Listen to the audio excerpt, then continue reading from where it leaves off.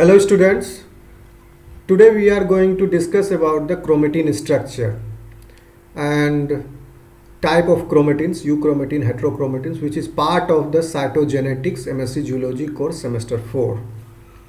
So I will go a bit in detail about this so that you do not get any confusion, and I will try to cover the portion completely. So here you can see it in that portion. We are going to discuss about the introductory part of the chromosome structure, how DNA is packed inside the chromosome, and what are histone proteins, what do you mean by the nucleosomes, etc., etc., and what is the function of the chromatin. Okay, so first I am going to brief you about the importance of the chromosome or chromatin fiber in case you say. So the nucleus is the heart of the cell, as you know, which serves as the main distinguishing feature of the eukaryotic cells. It is an organelle submerged in its sea of turbulent cytoplasm, which has the genetic information encoding the past history and future prospects of the cell. Nucleus contains many thread-like coiled structures which remain suspended in the nucleoplasm, which are known as the chromatin substance. Chromatin is the complex combination of DNA and proteins that makes up chromosomes. It can be made visible by staining with specific techniques and stains, thus the name chromatin, which literally means colored material. The major proteins involved in chromatin are histone proteins, although many other chromosomal proteins have prominent roles too, but the histone ones are having the primary importance. The functions of chromatin is to package DNA into smaller volume to fit in the cell, to strengthen the DNA to allow mitosis and meiosis, and to serve as the mechanism to control gene expression and DNA replication. Chromatin is thus the mixture of DNA and proteins present in an organized manner in chromosome. As you can see in this figure, which is in the display right now, you can go into the detail of that figure. You just see the figure and listen me carefully. The ultrastructure of the chromatin. The field of ultrastructure of chromatin is still the area where electron microscope has failed to provide us a clear picture of the organization of DNA in chromatin. For the study of chromosomes with the help of electron microscope, whole chromosome mounts as well as section of chromosomes were studied. Such studies demonstrated that chromosomes have very fine fibrils having a thickness of 2 nanometer. Okay, the thickness of 2 nanometer means both the strands of the DNA are having the distance between the distance between the both strands of the DNA is 2 angstrom. Here it is mentioned at 2 nanometer in different sense. Since the DNA is 2 nanometer wide, this is possibility that the single fibril corresponds to a single DNA molecule. Okay. So various workers have proposed different models to describe the organization of DNA in the chromosome. 3 such models of chromosome structures are multi-stranded model and folded fiber model. Okay, so this is the multi-stranded model. This is an old model, not accepted nowadays, but just you can learn it about multi-stranded model.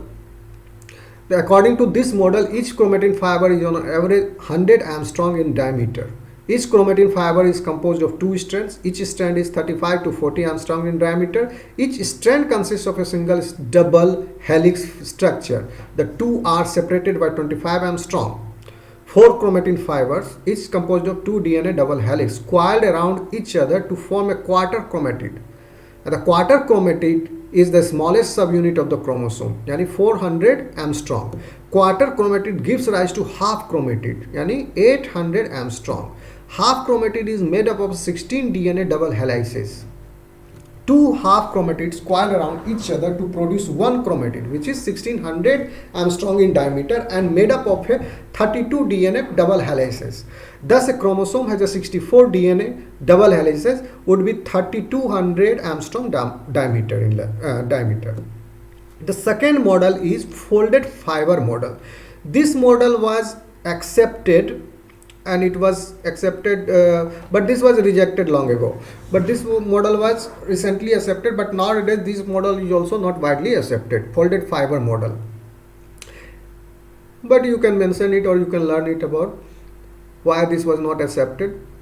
The popular model was proposed. This was proposed by E.J. Dupuy in 1965. According to this model, the chromosome is composed of tightly folded fiber which has a diameter of 200 to 300 angstrom. Each chromosome fiber contains only one DNA double helix which is in a coiled state. This DNA coil is coated with histones and non-histone proteins. Folding of chromatin fibers drastically reduces their length and at the same time markedly increases their thickness and stainability. This folded structure normally undergoes supercoiling, which further reduces the length and thickness of the chromosome. This is the most popular, this was the most popular model. But nowadays, nucleosome model, the third model, is widely accepted. This was proposed by R.D. Korenberg, the famous molecular biologist. In 1974, he proposed this model. According to this model, DNA is tightly bound to histone proteins which serve to form a repeating array of DNA protein particles called nucleosome. Means the histone, this model says about the DNA is tightly bound to histone proteins. Point number 1, which serve to form a repeating array of DNA protein particles called nucleosome. So I want to clear about this, that there is one term called as nucleosome. Nucleosome means DNA plus histone octamer. There are 5 types of histone proteins. Okay, and there is a structure called histone octamer. Around that histone octamer, there is a turn of 1.65 turn of DNA fiber around that histone octamer. So that whole structure, DNA plus histone octamer, this is called as nucleosome. So this nucleosome and the repeated unit of nucleosome is there. So in this model they say that there is a repeated unit of nucleosome, and between the adjacent nucleosome there is a linker DNA, or you can say it as a spacer DNA. So the linker DNA plus the coiled DNA around the histone octamer. So this makes the structure of the chromatin fiber. If you go in detail, so we later I am going to tell more about this. This is the most significant and widely accepted model. Okay. So now the organization of chromatin. So any model of chromatin fiber structure has to account for packing of DNA. The basic structure, this all thing which I am telling you about is about the nucleosome model only. Okay, not the other 2 models which I have mentioned, because those are not accepted nowadays. Any model, not any model, but this model of the chromatin fiber structure has to account for packing of DNA. The basic structure shows 3 levels of organization of chromatin in the chromosome. Number 1, DNA wrapping around nucleosome. As I told you, DNA is wrapped around the histone octamers, and this whole structure, wrapped DNA plus histone octamer, is called as nucleosome. So nucleosome, you can imagine it like as the beads. Okay, तो माला होता है, माला का जो बीड आप देखते हैं, ठीक उसी तरह। तो बीड को समझ लीजिए न्यूक्लियोसोम, और 2 बीड के बीच में थोड़ा सा तो स्ट्रिंग भी रहेगा exposed, and you can consider that exposed string as the linker DNA. A 30 nanometer condensed chromatin fiber consists of nucleosome arrays in their most compact form. So this is the 30 nanometer condensed chromatin fiber. Higher level of packing into the metaphase chromosome.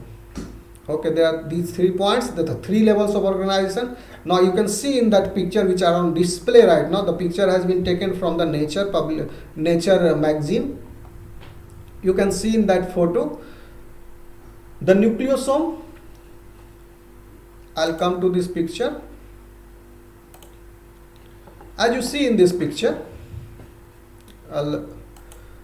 because this is not seen clearly to me in this video computer, but you can see this in your video, the display video. It will be very clear to you, but not to me right now, because this in this software I am making the video but explaining other things also. So now I'll explain this in detail.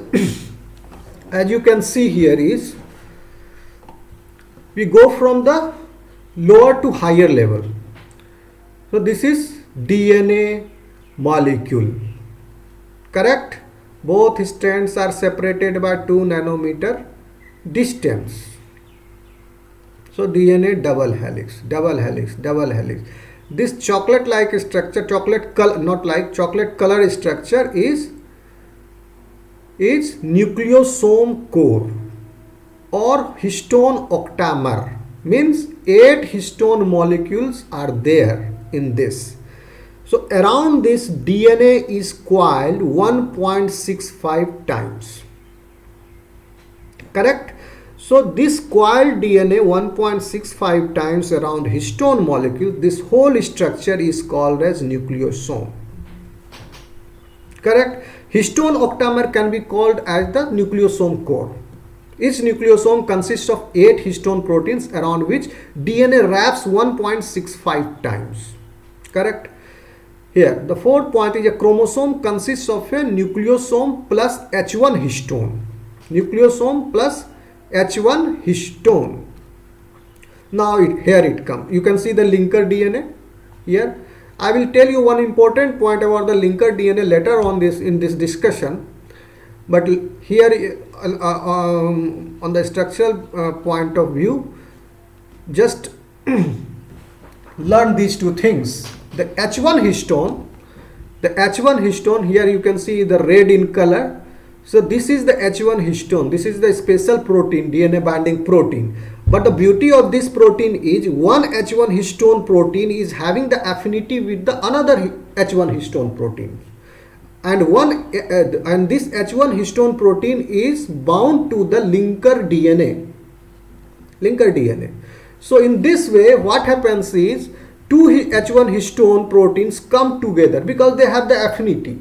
So not only two, already four, many histone, many nucleosomes which are attached to the H1 histone molecules, they come together and they form the structure like this. You can see here the chocolate like bead structure which is coiled like solenoid form, and this further goes into the condensation. You can see the loop like structure here. So the nucleosomes fold up to the produce of 30 nanometer fiber. At this stage, this 30 nanometer fiber stage is there. So this 30 nanometer fiber stage is further coiled, further solenoidally coiled, you can say, to produce the 300 nanometer structure. So that forms the loop of average 300 nanometer in length or diameter, whatever you can say, and that structure is further coiled and further packed and further condensed into the chromosome. Now coming to the point.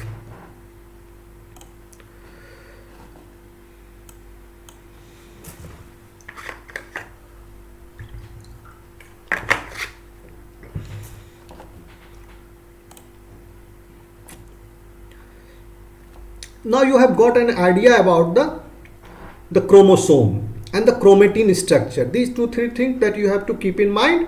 The histone proteins, there are 5 types of histone proteins that gives rise to histone octamer, and there is one special type of histone protein, that is H1, which function is to bring together the different nucleosomes so that they can be further solenoidally coiled because they have the affinity. H1 histone protein is having the affinity with another H1 histone protein. Okay, so the next portion which I am going to discuss about this bead structure, already I have told you, but going into the detail, the first level of packing involves the binding of the chromosome DNA to the histones.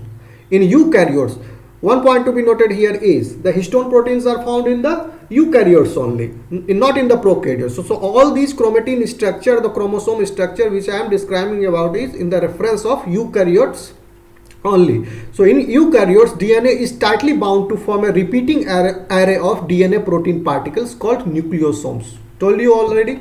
Histones play a crucial role in packing this very long DNA molecule in an orderly way into nucleus, which is only a few micrometers in diameter. Thus, nucleosomes are the fundamental packing units particle of chromatin and give chromatin a bead on string appearance in the electron micrograph.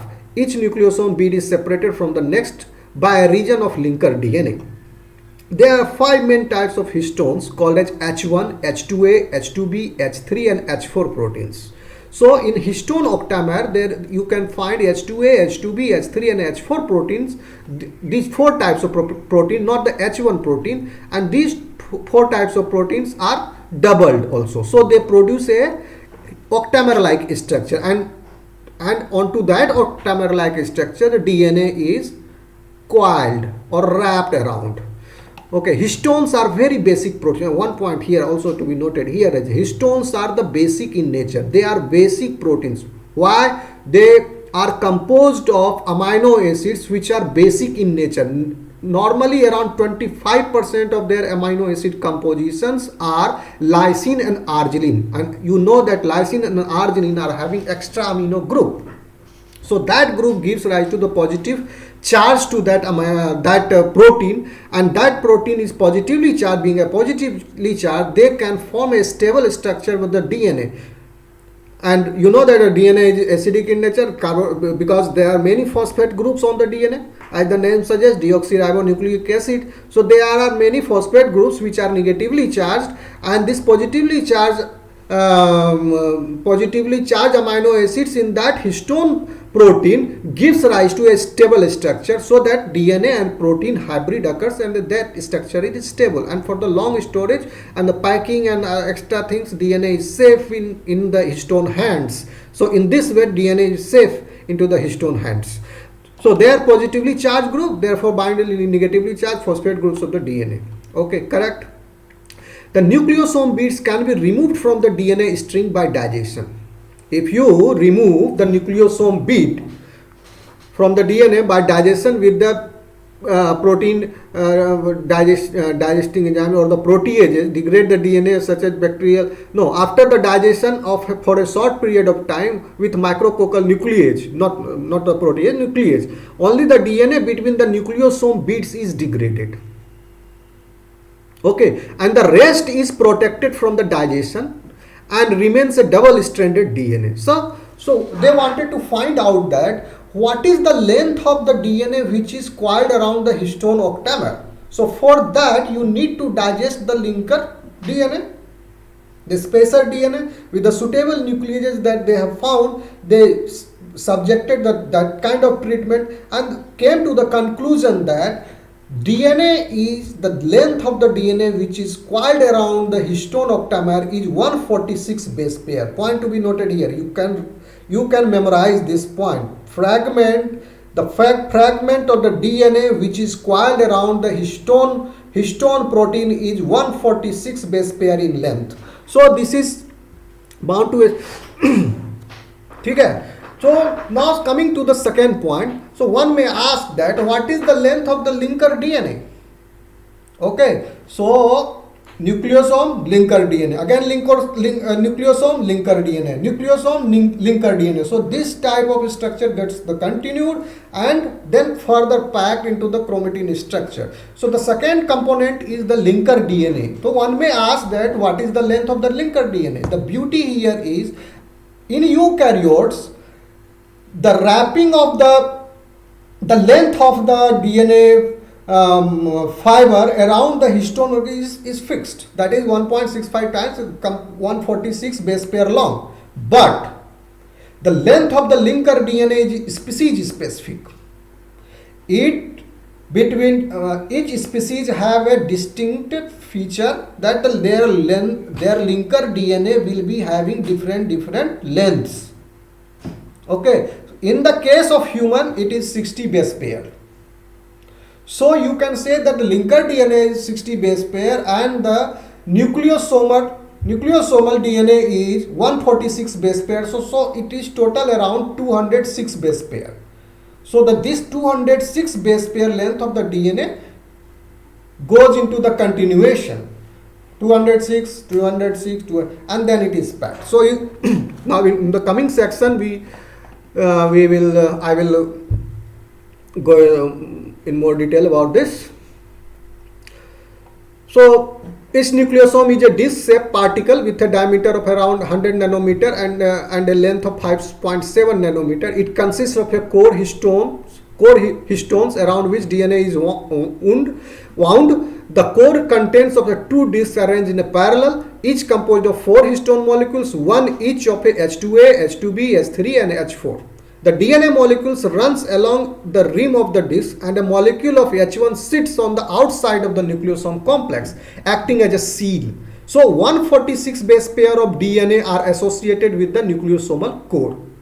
Correct? Each nucleosome is separated the next by a region of linker DNA. I told you already, the linker DNA, the length of the linker DNA between nucleosome varies between species to species. In human it is 60 base pair. Having a total length of DNA per nucleosome is more than 200 base pairs. Generally, DNA makes two complete turns around the histone octamer. 2 complete turns. But it is roughly estimated to that 1.65.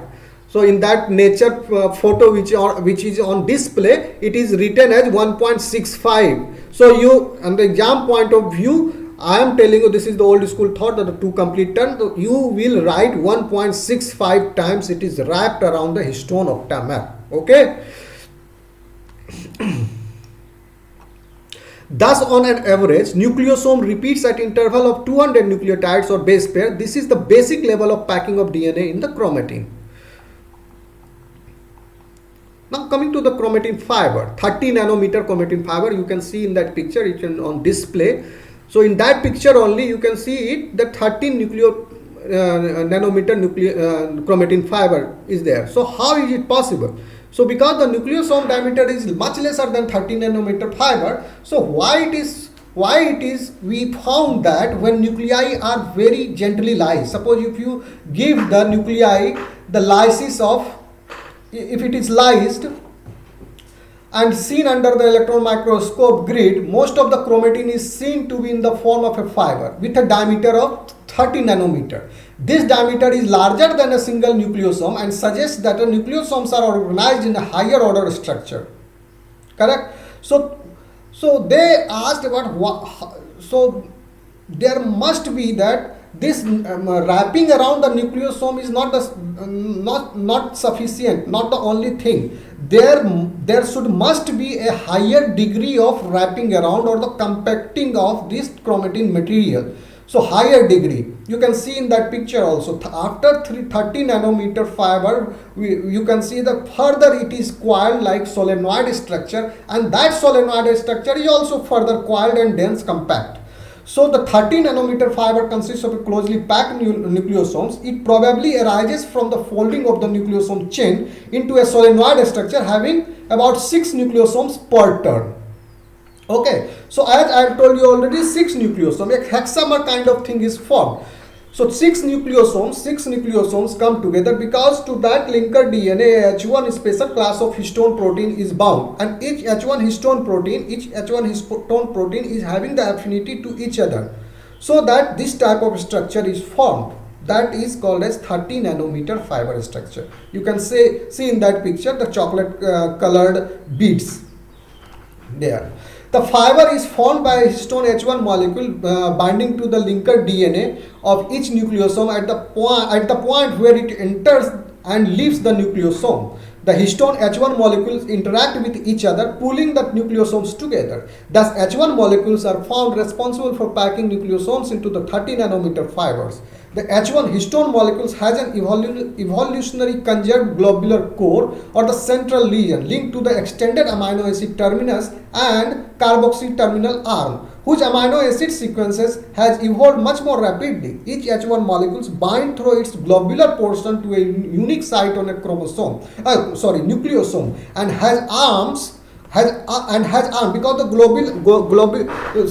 central core portion of this H1 histone molecule is highly conserved. and this plays a crucial role in having the affinity with other H1 histone proteins, and has the and this arm and the arms are not that much conserved, and they are evolved, and they have the sequence specific differentiation between species to species, but that also has a significant meaning. And here we can see that, and the arms are thought to be extended in contact with other sites, the histone cores of the adjacent nucleosomes, so that the nucleosomes are pulled together into a regular repeating array.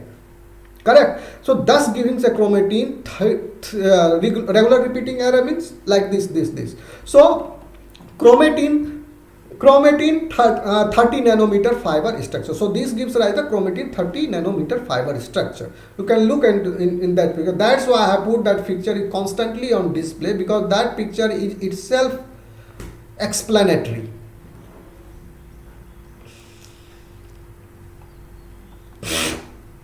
So coming to the next part, the higher level of DNA packing into the metaphase chromosome. So how it is done? So how it is being seen? So the increasing levels of packing are observed within the nucleus. We can see that the highest level of packing is found in chromosomes at the metaphase stage of the cell division. In an experiment, the histones are removed from the metaphase chromosome by adding polyanion dextrin sulfate. This is the name of the chemical.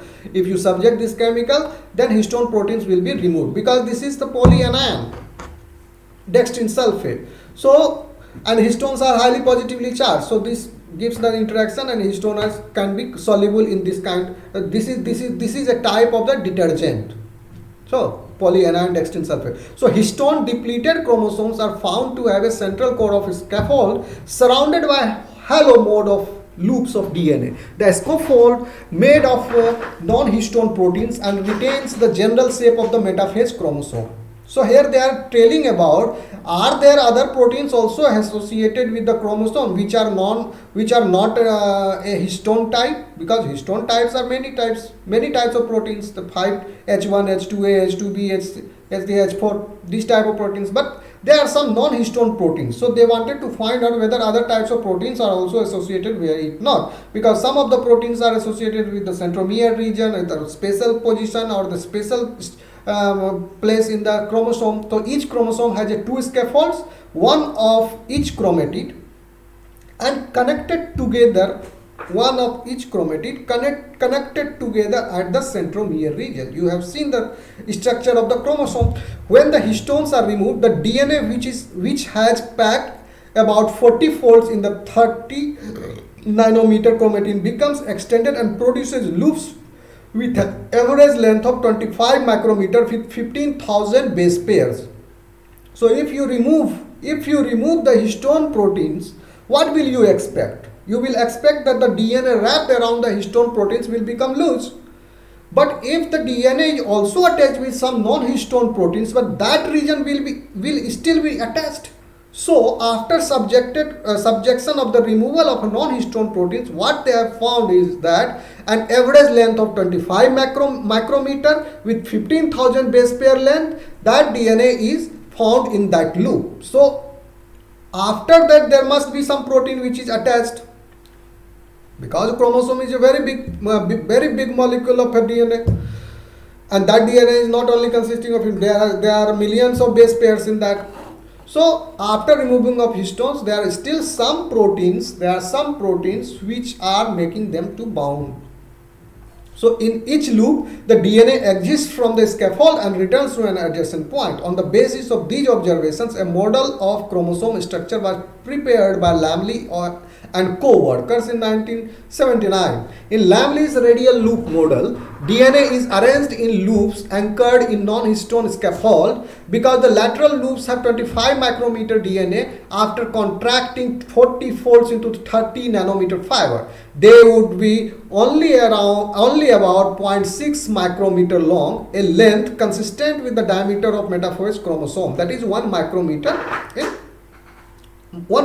the diameter. Okay, so it shows how the chromatin is arranged so that the base of loop forms a scaffold in the center of the chromatin. Thus, in the early stage of cell division, the chromatin strands become more and more condensed. Okay, chromatin strands become more and more condensed during the early stage of the cell division. They cease to function as accessible genetic material, means they cease to function as a transcriptionally active material. So all the transcription stops here. Okay, and becomes a compact transportable form.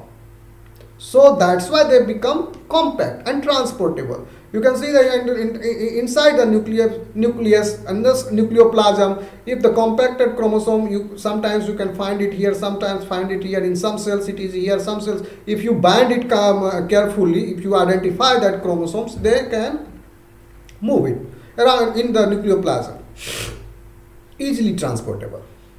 And during this thing also, you can take it through the syringe also, that chromosome, and introduce into the another nucleus. These type of experiments are done these days.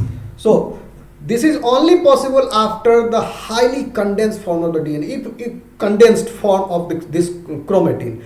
If chromatin is not highly condensed, okay, it is in the interphase state where the chromatin are loose, you cannot take that chromosome out of the nucleus.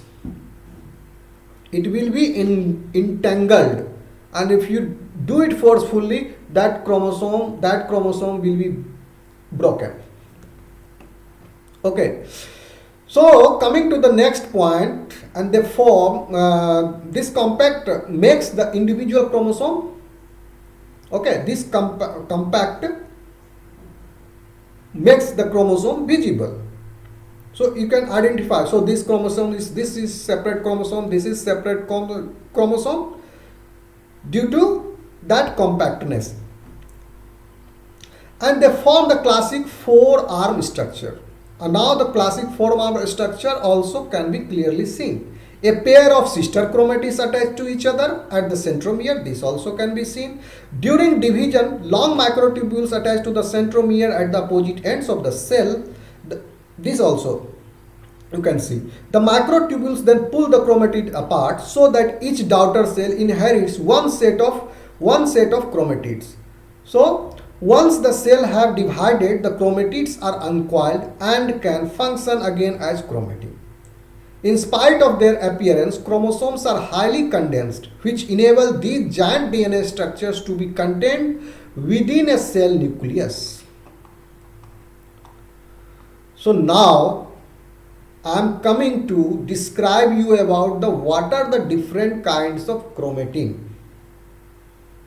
Okay, there are two distinct types of chromatin. Okay, depending on their staining properties, as euchromatin and heterochromatin. If you stain it, the euchromatin will give you light color. It is lightly packed form of chromatin that is rich in gene concentration, active gene concentration, means the gene which is actively involved in the transcription at that point of time. This chromatin takes up light stain and represents most of the chromatin that disperse after mitosis has completed. Euchromatin consists of structural genes which replicate and transcribe during G1 and S phase of the interphase. Euchromatin is considered genetically active chromatin since it has a role in their phenotypic expression of the genes. In euchromatin, DNA is found packed in 3 to 8 millimeter fiber. During metaphase, it takes up dark stain. Correct.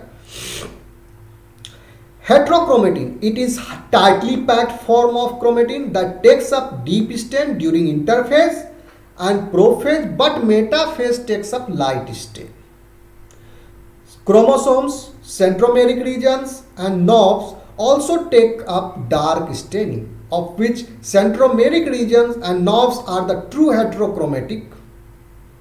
That is, chromomeres are transcribed, so not true heterochromatin. In the chromosomes, all the centromeres fuse to form a long heterochromatic mass called as chromocenter. Heterochromatin consists of highly repetitive DNA sequence It is late in replicating during the S phase of the cell and is not transcribed. Correct? So why it is necessary? During transcription, the DNA or the gene should be accessible to the many transcription or growth factors. Suppose if the gene and the DNA is tightly packed and is covered, so that portion of the gene will not be accessible to the transcription factors and that gene will not be expressed.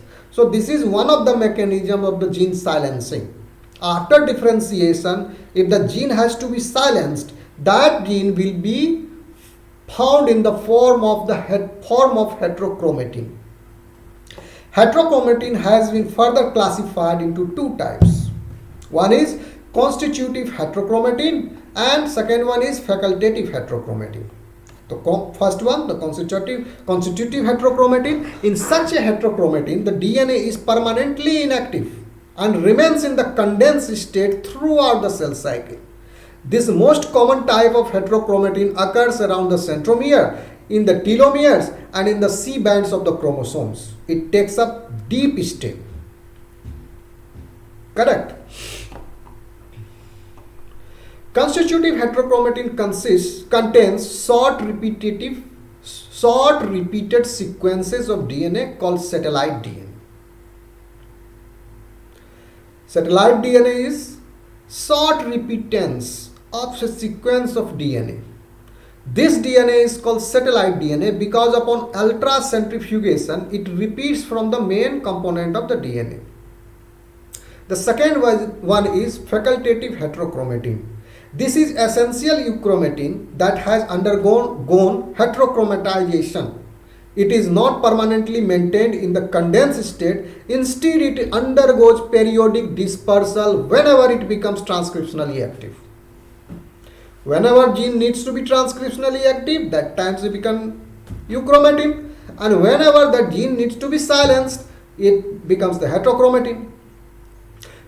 Frequently, in facultative heterochromatin, one chromosome of the pair becomes either totally or partially heterochromatic.